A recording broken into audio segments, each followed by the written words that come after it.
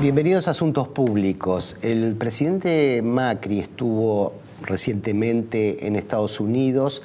Dentro de unos días irá a China.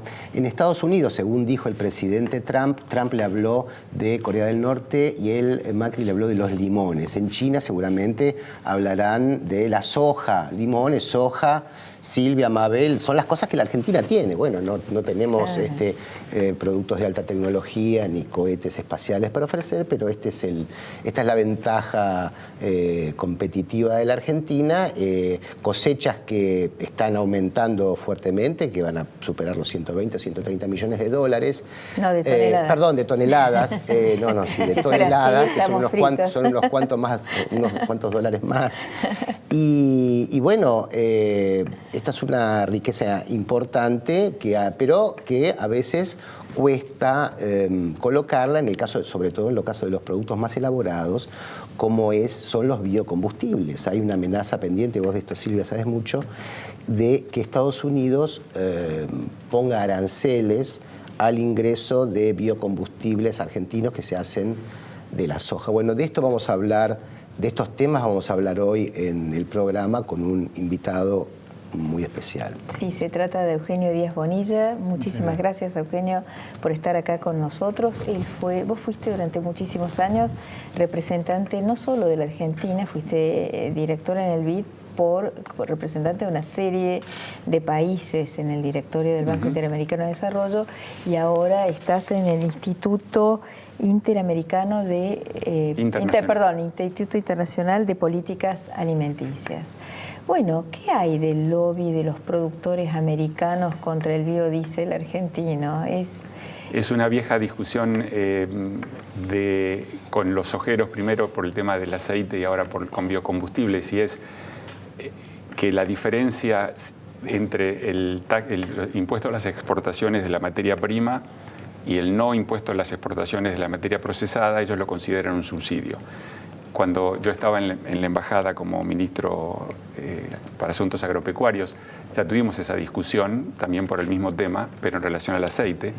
Y lo que yo siempre les dije a Estados Unidos, miren, ustedes dicen que esto es un subsidio, pero ustedes tienen el reverso. Ustedes tienen un impuesto al producto final y nada al producto primario. Nosotros tenemos al revés. Entonces, lo que en discusiones de comercio internacional se llama escalamiento arancelario, ellos lo tienen por el lado de las importaciones, nosotros tenemos por el lado de las exportaciones, y las dos cosas tendrían que compensarse.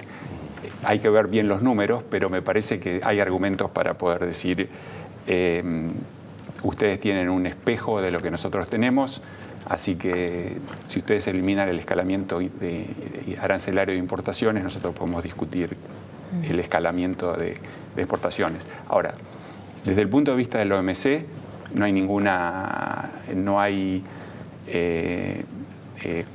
precedentes de esta argumentación, porque no está prohibido ninguno de los dos, ni el escalamiento arancelario ni el escalamiento de exportación, de importaciones o de exportaciones.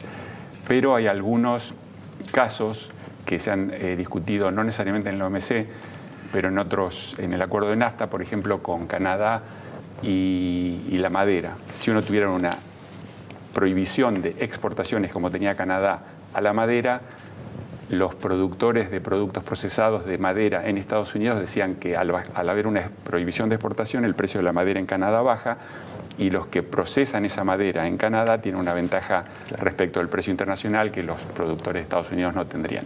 Esa discusión existe desde hace bastante. El tema es poder mostrar en números que hay elementos comparables también opuestos en medidas que están tomando en este caso Estados Unidos, y entonces tratar de demostrar que simplemente lo que uno hace es una compensación a lo que ellos hacen. Bueno, pero esto va a caer en unos oídos especiales que son los del presidente Trump, que ha dicho que quiere que América esté primero y a defender a los productores americanos, ¿no? Digamos, el contexto político cambió, o esto es indiferente al contexto político este tipo de discusiones, según tu experiencia. Dos cosas. Otra cosa que también me tocaba discutir en ese momento desde la embajada, ellos mostrarles que en realidad Argentina tiene un déficit comercial con Estados Unidos. Como porcentaje del PBI es quizá igual que el que tienen ellos con China. Entonces, si ellos están protestando por el déficit comercial con China, nosotros tenemos un déficit comercial. Primer argumento más global. Y segundo, lo que hay que considerar es que no es una decisión de Trump. Hay un proceso administrativo, va a seguir su camino normal, los que están presentando el caso van a mostrar números y va a haber que mostrar contranúmeros, etcétera. Pero no es una decisión de Trump, es una decisión administrativa. Y no influye, porque Trump justamente en la visita que tuvo con Macri todo el tiempo decía, él es mi amigo. Esa definición que uno podría leerla políticamente, bueno, acá hay un aval, etcétera, ¿ayuda a torcer esas decisiones administrativas? No, están las reglas. Uno sigue, digamos, el procedimiento de cómo se presentan estos casos y cómo se resuelven, tiene sus reglas. Amigo o no amigo del presidente, van con las reglas que correspondan. Lo que hay que hacer es una buena presentación legal, numérica, y al mismo tiempo mostrar políticamente que Argentina tiene estamos contribuyendo al desarrollo de Estados Unidos vía nuestro déficit y no al revés, o sea, no es que le estamos sustrayendo nosotros. Es cuantioso, son más de 2.000 millones de dólares de déficit que tenemos en la balanza comercial con Estados Unidos. Y las exportaciones con biocombustibles son más de 1.000 millones. 1.200. 1.200 millones, es una cantidad considerable. Esta es una discusión, creo que económica y también de relaciones de fuerza, porque ¿quién puede imponer hasta ahora en los países productores de bienes primarios y bueno, los años de los déficits de intercambio tenían que ver cómo se consideraban justamente el valor de nuestras producciones, y eso no es solo económico, yo creo que tiene que ver con razones políticas. Europa durante años financió y sostuvo, subsidió su producción agropecuaria por una decisión política, estratégica. ¿Y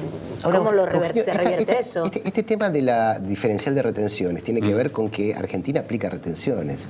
Ahora, Macri ha prometido que va a eliminar las retenciones. ¿Qué pasaría si las retenciones a la soja fueran cero, por ejemplo? No, si se desaparecen las retenciones, buena parte de este argumento desaparece. Hay que ver con qué otro argumento pueden aparecer. Pero recordemos otras cosas. Uno, China también tiene un diferencial de importaciones, ¿no es cierto?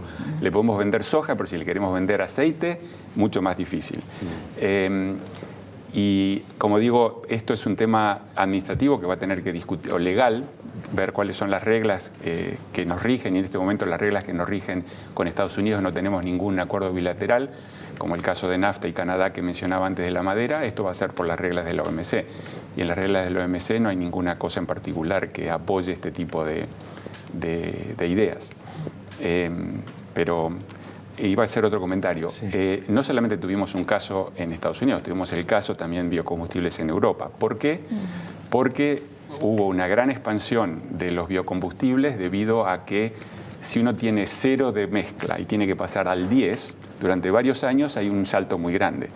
Una vez que uno llegó al 10, después la demanda de biocombustibles crece con la demanda de gasolina, de nafta. Muy bien, entonces ahora pegamos ese salto, eso le dio, y fue una de las razones importantes en el salto de precios en 2008, 2011, los precios agropecuarios, junto con otros temas climáticos, etcétera. Pero lo de biocombustibles fue muy importante porque fue una expansión de la demanda de golpe. Ahora, la gente siguió produciendo biocombustibles como que esa trayectoria continuara, pero una vez que uno llega a lo que llaman la pared de la mezcla, que es el 10%, lo que sea, y de paso Europa lo bajó, porque hay dudas respecto de la sostenibilidad ambiental de los biocombustibles, etcétera. Entonces ya la demanda es mucho más plana. Al haber demanda más plana, los productores de biocombustibles en Europa y los de Estados Unidos están empezando a protestar contra los productores eficientes, como es el caso de Argentina. O sea que, de todas maneras, el caso de Europa se ganó. Pero no está entrando biocombustible argentino a Europa. Ellos tienen diferentes medidas que pueden aplicar, pero digamos, en principio no, cualquiera de los... tiene que ver con unas condiciones de demanda del mercado de biocombustibles mucho más restrictivas de lo que estaban hace 5, 6, 7 años. Y tenemos que esperar, y de paso eso va a suceder en toda una otra serie de mercados, porque las condiciones de crecimiento y de producción a nivel mundial no son las que teníamos hace 10 años o 8 años. ¿Y hay la perspectiva de que esto se siga discutiendo mucho más intensamente en la reunión de diciembre de la OMC? ¿Cómo es el panorama? Este tema en particular de los biocombustibles no es necesariamente parte de la agenda para diciembre. Lo que está más en la agenda son los que se llaman los subsidios o de apoyos domésticos, que son los subsidios a los productores. Ahora, la situación también cambió de los 90, cuando la ronda de Uruguay, y después de la ronda de Uruguay, que los que daban subsidios más altos eran los países desarrollados. Ahora China está dando más subsidios, si se quiere, aceptados o no aceptados dentro de la OMC, muchos más que Europa. Entonces, India también tiene un nivel importante de subsidios. Y recordemos, India es exportador neto de alimentos. India vende más carne que Argentina en los mercados internacionales. Interesante.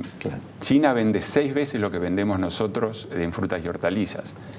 Está bien, China es un importador neto, pero también en volumen total, si uno no descuenta las importaciones, ellos tienen volúmenes de exportaciones agropecuarias totales más que Argentina. Se habla mucho y pero eso lo vamos a ver en el segundo bloque, cuando volvamos, del aumento de una ola proteccionista en el comercio internacional a raíz del triunfo de Trump, del Brexit, de algunos desarrollos en Europa.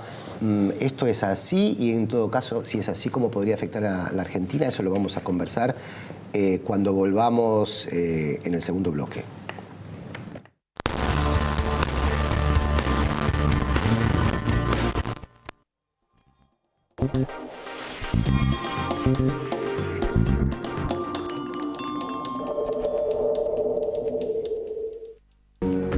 Invertimos en la mejor tecnología para conectar a los argentinos. Grupo Telecom. IRSA. Somos la mayor empresa argentina inversora en bienes raíces. IRSA. Líderes en real estate. Osdeneo 1825.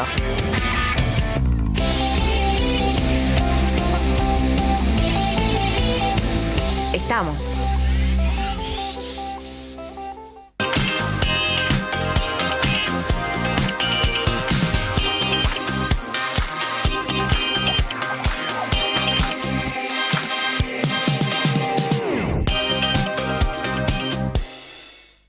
Aceitera General Dehesa, una empresa comprometida desde hace más de 65 años con el desarrollo del país y las generaciones futuras. Auspicia este programa. Claro, es simple. Los vecinos estamos llenos de buenas ideas para la ciudad. Subí la tuya a buenosaires.gov.ar/Bea Elige. Las propuestas más votadas pueden hacerse realidad. La ciudad es mucho mejor cuando la construimos juntos. Buenos Aires Ciudad. Vamos, Buenos Aires.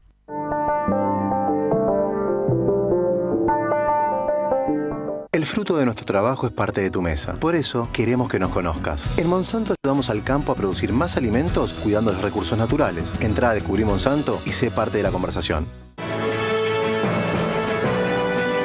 Préstamos personales de hasta 500.000 pesos a tasa fija. Cumplí tus sueños con Banco Provincia.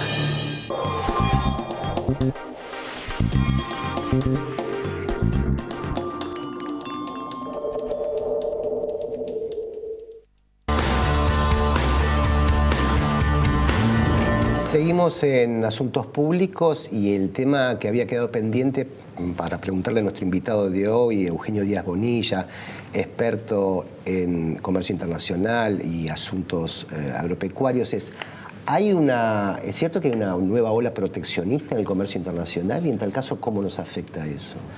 Sí, hay una tendencia, después de los saltos de precios muy fuertes de 2008 y 2011, que además venían con tendencia a incrementarse y después vinieron los dos saltos, un montón de países han decidido producir más y proteger más su producción. China está expandiendo sus subsidios aceptados o no aceptados dentro de la OMC. Ustedes saben que la administración Obama le puso un caso antes de irse a China alegando que los subsidios internos de China violan los acuerdos de la OMC, subsidios internos a la agricultura. Entonces hay toda una serie los países están tratando de expandir su producción agropecuaria. Es nada se repite igual en la historia, ¿no? Todos sabemos eso, pero hay ciertos patrones, ¿no? En los 70 hubo saltos de los precios. Entonces todo el mundo empieza a decir, vamos a llegar a los límites de la producción, hay que producir más, y en la mitad de los 80 se cayeron los precios. Ahora estamos en un ciclo más o menos de los mismos 10, 15 años, en los cuales hubo un incremento muy fuerte, por diferentes razones, y ahora estamos en una situación más de caída. Y cuando empieza a haber más caída, empieza a haber más, en parte porque hay más producción, porque la gente cuando hubo precios altos empezó a producir más, y en parte para proteger su propia situación. Recordemos que en la mayoría de los países en desarrollo la producción está en manos de productores muy pequeños, ¿no? En India es 2 hectáreas por promedio, China por ahí, Japón 1 y algo. Entonces nosotros, Argentina, Brasil, Estados Unidos, somos los grandes productores que queremos desplazar a los pequeños productores que están...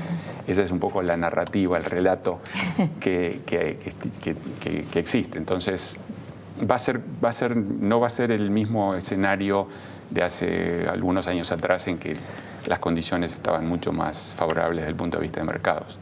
¿Cómo juega en este sentido la idea de la soberanía alimentaria que están esgrimiendo muchos estados? Es decir, bueno, producir lo que se necesita para vivir en el lugar. Sí, no, eso es uno de los argumentos. Obviamente hay muchos estudios que muestran que en realidad si yo quiero producir todo lo que consumo internamente, termino probablemente afectando más a los más pobres porque va a ser mucho más caro. 1, 2, voy a terminar con más volatilidad porque la volatilidad de la producción mundial está desparramada en un montón de áreas climáticas, etcétera, es mucho más estable. O sea, siempre hay algún lugar que le está yendo bien, si es que hay alguno que le va mal. Si yo voy con soberanía alimentaria estricta y produzco solamente lo que voy a comer en mi área, precios más altos, volatilidad extrema, afecto a los pobres, no me conviene. Pero igual, eso desde el punto de vista de la narrativa, del relato, de nuevo, sí tiene fuerza. Y ahí hay que seguir mostrando argumentos de por qué. Los pequeños productores, bueno, sobre todo en Europa, votan también, ¿no? Y ahora en las elecciones francesas los debates eran muy interesantes porque decían un pequeño productor de frutillas que se va a la quiebra porque tiene la competencia de otros lados. Entonces hay ¿no? Y la cuestión alimentaria en países como Francia o Italia, España. Y África es lo que ¿no? planteamos. En África es un problema central, ¿no? ¿Cómo desarrollarlo en todo caso cooperativamente? Una de las cosas que me parece que el mundo tiene que pensar en general es más en la dirección de un ingreso universal ciudadano.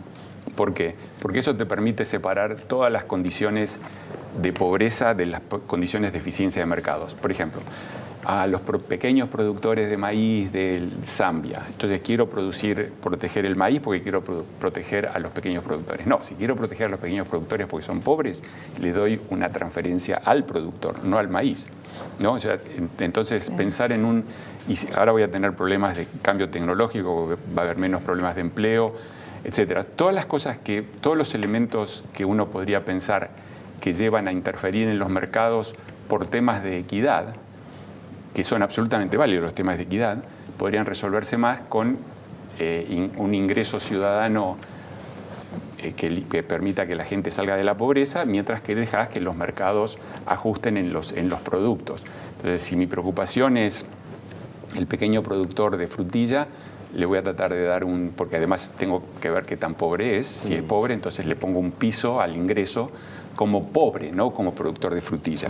Como productor de frutilla estoy además generando una otra serie de problemas. En el caso de frutilla es menor porque es un producto más de lujo, pero en muchos países un país de Latinoamérica que no voy a nombrar, estaba empujando el trigo porque Argentina en su momento no les vendió trigo, entonces están queriendo expandir trigo a un costo muy alto y a raíz de eso están no produciendo papas y otros productos que tendrían más valor calórico, con lo cual están generando una serie de distorsiones que son peores que el tema que querrían resolver. Muchas veces el problema en políticas públicas no es el objetivo, sino los instrumentos. Yo digo, yo quiero resolver la pobreza y hago algo que en realidad la incrementa. Entonces, a veces, pero da la sensación en las discusiones que el hecho de enunciar el objetivo legitima el instrumento. No, el instrumento hay que estudiarlo bien en función del objetivo. Ahora, esta idea del ingreso básico universal ahora se puso muy de moda por el tema del supuesto desempleo tecnológico. ¿Vos compartís esta idea de que la oleada de cambios tecnológicos va a producir desempleo? No sabemos. Robots, sí, no sabemos, siempre ha habido esa discusión sobre si la tecnología crea o destruye empleos y de hecho siempre hace las dos cosas. Pero me parece que la idea de tener un ingreso universal va más allá de solamente el tema tecnológico. Me parece que te permite atender temas de pobreza y de ir eliminando en los países que no tienen seguro de desempleo. Es una manera también de mejorar el funcionamiento de los mercados laborales, dándole un piso a la gente que se queda sin empleo. Las preocupaciones por pobreza, también la posibilidad de tener todos los sistemas de apoyo social concentrados en un solo instrumento, en lugar de tener 25 instrumentos. Y además ahora, como dijo una vez un funcionario del Banco Mundial, con los equivalentes de los programas de transferencias de ingresos, como los que tiene Argentina, pero que cada vez más países en desarrollo en el mundo tienen, tenemos la posibilidad, y cada uno tiene su ficha de la persona que está recibiendo la transferencia. Él decía, tenemos la posibilidad de saber con nombre y apellido quiénes son los pobres en el mundo. Estaba exagerando, obviamente, pero tenés mucha más posibilidad de focalizar el apoyo a la gente que realmente lo necesita. O sea, me parece que tenemos que ir pensando cada vez más en esa dirección. Sí, eso es una discusión muy intensa, porque hay quienes plantean que con un ingreso universal se puede desmantelar ciertos sistemas de previsión social que entrañan distintas formas de administración. Y otros que no, que dicen, bueno, no, eso hay que sumarlo a lo que existe de sistemas de bienestar, no desmantelar sistemas de bienestar, sino proveer un ingreso como un plus, ¿no? Esa es una discusión importante, ¿no? No, claro. Uno puede pensar en un sistema de mínimo de asignación universal ciudadana, como lo quieran llamar, y a la vez tener jubilación por edad, discapacitación, etcétera. Sí, o sea, educación, salud y fuera de mercado, ¿no? Sí, eso es separado, ¿no? O sea, uno además tiene que hacer un esfuerzo. Esto es por el lado de la demanda, si se quiere, de los servicios. Por el lado de la oferta tenemos que hacer un esfuerzo muy grande de mejora de la calidad. Educación y salud, esto en toda Latinoamérica, en todos los países en desarrollo en general, vos ves, ha habido mucha expansión de la cobertura, pero falta mucho trabajo en temas de calidad. Y esta idea parte de la base de que no va a haber trabajo, empleo, porque, a ver, mucho mejor que tener un ingreso básico universal es creemos empleos bien remunerados, ¿no? Que es lo que mucha gente pide, que tenía una generación atrás o 2 generaciones atrás, y ahora esto, por distintos motivos, están desapareciendo, se precariza cada vez más el trabajo. Digo, ¿por qué no crear políticas de empleo que den... es decir, es como aceptar que, bueno, se terminó el trabajo, ya va a haber cada vez más trabajo, en parte porque los robots lo van a hacer. Pero esto es curioso porque los países más robotizados son los que menos desempleo tienen, ¿no? Corea, Japón, Alemania, ¿no? Es una cosa curiosa, no sé cómo... No, totalmente de acuerdo que no... lo del ingreso universal es como dar un piso para asegurar que nadie caiga por debajo de ese piso y te permite trabajar mejor después las otras dimensiones. Obviamente tenés que tener políticas macroeconómicas que te balanceen las condiciones macro para no tener grandes saltos y crisis, etcétera, que son las principales causas de pobreza en los países en desarrollo. Tenés que tener una visión de mediano plazo de competitividad, tenés que tener un diálogo público y privado que vaya mejorando la competencia, la competitividad por cadenas productoras. Tenés que invertir en infraestructura, tenés que invertir en riego, o sea, hay toda una otra serie de cosas, pero yo comentaba simplemente que eso es un instrumento más que te permite separar las cosas que vienen te hace que no tengas que intervenir de manera ineficiente vía instrumentos que son más indirectos, cuando si en realidad tu problema es la pobreza, tengo que atender al pobre. Y de paso le pone un piso salarial, un ¿no? piso, Claro, está bien. Y ayuda, había una, entre otros, uno nunca asociaría a Milton Friedman con los temas sociales, pero él había sugerido lo que llamaban el negative income tax, que era todo el mundo está en el sistema impositivo. Y todo el mundo declara. El que está por debajo de la línea de pobreza, el Estado le da una diferencia hasta la línea de pobreza. En vez de pagar impuestos, debería recibir un subsidio. Pero todo el mundo está en el mismo sistema. O sea, no tengo un sistema formal y un sistema informal. Un sistema que viene financiado de una manera y otro que viene financiado de otra manera. Tengo un único sistema financiado con rentas generales y todo el mundo está anotado, y el que por alguna razón cayó por debajo de la línea de pobreza recibe Obviamente es más fácil decirlo que hacerlo, pero digo, como concepto... Es una linda idea para el ministro Duhovne, a ver si la puede...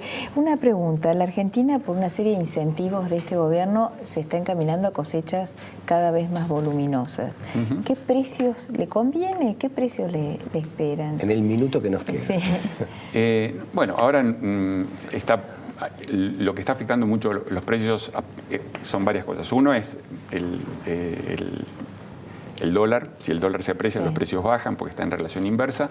Y después temas climáticos. Cada vez hay más eventos extremos, y eso cambia mucho. O sea, la oferta de productos y con eso los precios.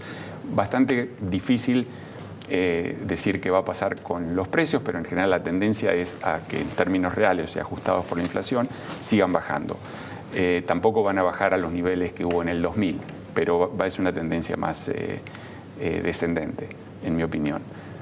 Igual la capacidad productiva de Argentina hace que va a ser competitiva. Argentina no es el primer país que a raíz de los precios no va a ser competitivo. Bueno, genial.